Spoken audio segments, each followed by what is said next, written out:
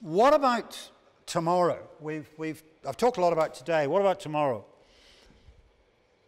It's not all rosy.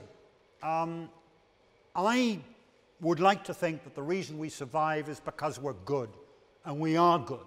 By any measurable standard of military competence, Gurkhas are way ahead of anybody else in the army. And I'm not being pejorative or rude about the rest of the army. The rest of the army is bloody good. They're doubly bloody good.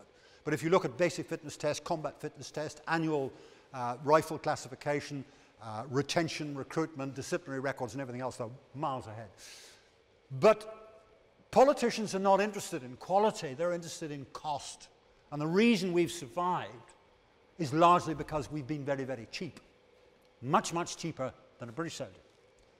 Now, of course, now that the Gurkhas' terms of service are the same as British terms, we will become much more expensive. Why?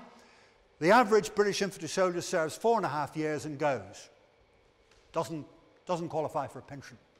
Every Gurkha will stay in as long as he possibly can. Why would you leave the army? You'd be mad. It's like whenever we had a general visiting, I always used to say, don't ask them if they like the army because they'll think you're mad. Why wouldn't they? And don't ask them what do their fathers think of them being in the army because they'll think you're mad.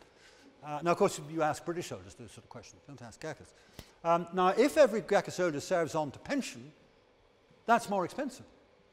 If Gurkha soldiers' entitlement to married quarters is the same as British soldiers, Gurkhas marry young. There's a much higher percentage of married Gurkhas in an infantry battalion or one of the corps regiments than there is in the British equivalent. So that makes us more expensive.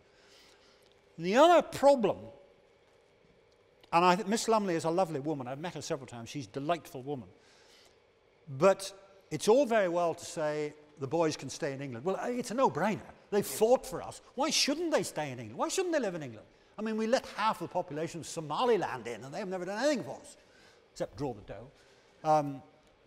So it's a no-brainer. But it's not as simple as that. The government of Nepal has always been perfectly happy. And remember, Nepal is not part of the Commonwealth. It's never been a colony, never been part of the empire, never been conquered. They don't mind, they've never minded us going into Nepal, taking the pick of their young men, taking them away, and sending them back 20 years later. Because the boys send money back to Nepal, to their families. And it's hard currency. Nepali rupee is not convertible. Nobody wants a Nepali rupee. One of the major sources, now the major source, because tourism has gone down, of hard currency, convertible currency, is the British Army. People sending money home. Pensions paid in Nepal in hard currency, in sterling.